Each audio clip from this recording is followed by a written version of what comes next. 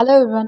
हमारे आज के वीडियो में हम बात करने वाले हैं फरवरी 2024 में दिए गए सुप्रीम कोर्ट के एक महत्वपूर्ण जजमेंट के बारे में, जिसमें रिस्पोंडेंट जो कि जमीन मालिक है और अनुसूचित जनजाति यानी शेड्यूल ट्राइब से है, और अपने जिसने रिस्पोंडेंट से उसकी जमीन खरीदी थी वो नॉन ट्राइबल यानी कि अनुसूचित जनजाति से नहीं था। इन दोनों के बीच का विवाद सुप्रीम कोर्ट कैसे पहुंचा, विवाद का कारण, विवाद के मुद्दे और सुप्रीम कोर्ट ने क्यों और कैसे लोअर कोर्ट, अपेलेट कोर्ट और हाई कोर्ट के जजमेंट को गलत ठहराया और अपेलेंट के पक्ष में न्याय दिया, इन सारे मुद्दों को बारे में विस्तार से चर्चा करेंगे। वीडियो में अंत तक बने रहिए।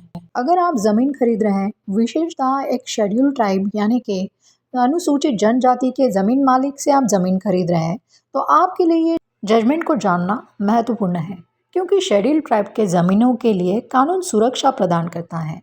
इसीलिए आपको उनकी ज़मीन खरीदने से पहले आवश्यक अथॉरिटीज़ के सैंक्शन लेना ज़रूरी होता है।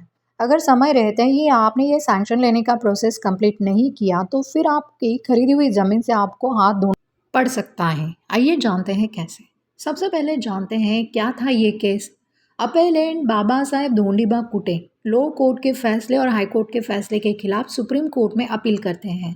इस केस के विवाद का मेन मुद्दा था कि एग्रीमेंट टू सेल, जो कि दोनों पार्टीज ने 31 जुलाई 2001 में साइन किया था, सेल एग्रीमेंट के अनुसार रिस्पोंडेंट यानी जमीन मालिक ने अपेलेंट को उसकी 2 एकड़ की जमीन जो महाराष्ट्र के संगमनेर तालुका मांडवे गांव में स्थित है, उसे 2,25,000 की बिक्री कीमत पे बेचा था और अपेलेंट ने 2,20,000 का एडवांस पेमेंट भी किया था। लेकिन जमीन मालिक यानी विक्रेता ने सेल डीड एग्जीक्यूट नहीं किया, जिसके चलते अपेलेंट ने लोअर कोर्ट में एग्रीमेंट टू सेल के स्पेसिफिक परफॉर्मेंस यानी कि सेल डीड एग्जीक्यूशन, जो कि एग्रीमेंट टू सेल के शर्त के हिसाब से पूरा करवाने के लिए कोर्ट में सूट फाइल किया। लेकिन ट्रायल कोर्ट ने उसके बाद फर्स्ट अपेलेट कोर्ट ने भी अपेलेंट के दावे को, जो कि ओरिजिनल प्लेंटिफ था, खारिज कर दिया। लेकिन रिस्पोंडेंट को अपेलेंट से जो बिक्री कीमत के 2,20,000 रुपये लिए थे, उसे 6% इंटरेस्ट के साथ लौटाने का आदेश दिया। इस केस का विवाद का पूरा मुद्दा एग्रीमेंट टू सेल के अराउंड ही घूमता है, जो कि अपेलेंट और रिस्पोंडेंट के बीच हुआ था। एडवांस पेमेंट और पोजीशन लेने के बावजूद भी रिस्पोंडेंट ने सेल डीड एग्जीक्यूट नहीं किया था, जिसके चलते अपेलेंट को कानूनी लड़ाई शुरू करनी पड़ी। लेकिन किसी भी कोर्ट ने सेल डीड एग्जीक्यूशन की अनुमति नहीं दी, जिसके चलते अपेलेंट ने सुप्रीम कोर्ट पहुंच गया। अब सुप्रीम कोर्ट के सामने सबसे महत्वपूर्ण मुद्दा महाराष्ट्र लैंड रेवेन्यू कोड के सेक्शन 36A के इंटरप्रिटेशन को लेकर था, क्योंकि इस सेक्शन के प्रावधान के अनुसार किसी भी अनुसूचित जनजाति वर्ग के व्यक्ति की जमीन गैर अनुसूचित जनजाति के यानी कि नॉन ट्राइबल को ट्रांसफर करने के लिए अथॉरिटीज के सैंक्शन के बिना वो नहीं हो सकता।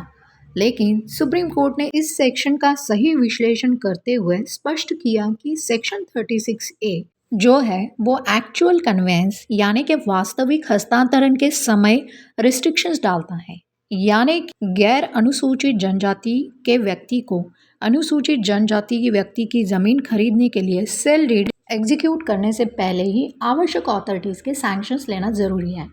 लेकिन ये सैंक्शंस एग्रीमेंट टू सेल बनाने से पहले लेने की जरूरत नहीं है। इसलिए सुप्रीम कोर्ट ने अपेलेंट के फेवर जजमेंट देते हुए सेड एग्रीमेंट टू सेल के स्पेसिफिक परफॉर्मेंस यानी कि रिस्पोंडेंट को अपेलेंट के फेवर में सेल डीड एग्जीक्यूट करने के आदेश दिए। वीडियो की जानकारी यूजफुल लगी हो तो लाइक, शेयर, सब्सक्राइब कर दीजिए। मिलते हैं नेक्स्ट वीडियो में।